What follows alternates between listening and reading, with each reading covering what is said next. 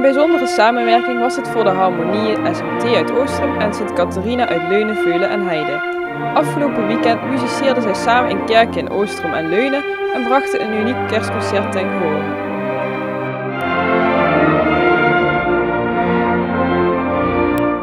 Het is een kerstconcert wat onze Harmonie samen met de Harmonie van Leunen, Veulen, Heide heeft georganiseerd. Vanavond vindt het concert plaats hier in de kerk in Oostrum en morgenavond doen we hetzelfde concert weer in de kerk in Leunen. En hebben jullie al ooit samen gespeeld? Nou, de eerste keer dat we samen gespeeld hebben dat was tijdens de défilé van de Vierdaagse. Dat was de eerste keer.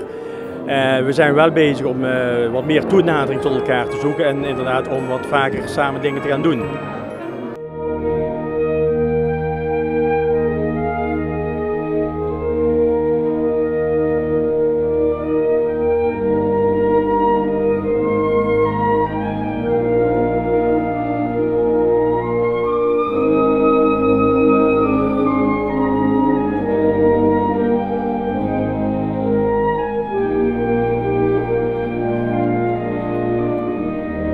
Ondanks dat het thema kerst was, was het repertoire verrassend divers.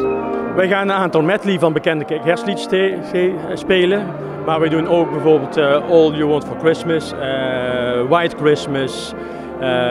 We hebben hier ook het Ave Maria, maar dat wordt waarschijnlijk alleen maar morgen in Leunen gedaan, omdat daar een geclasseerde, een ervaren baritonzanger bij van pas komt. En die gaat dat zingen in Leunen. Maar we hebben dus wel wat meer bekende liedjes, ja. Dus er komen ook zangers? Er komen ook een zanger en een zangeres. Hier in Oostrum zijn dat Marlie de Haart en Ben Ruul uit ons eigen dorp.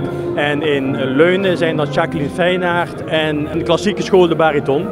En die zingen morgenavond in Leunen.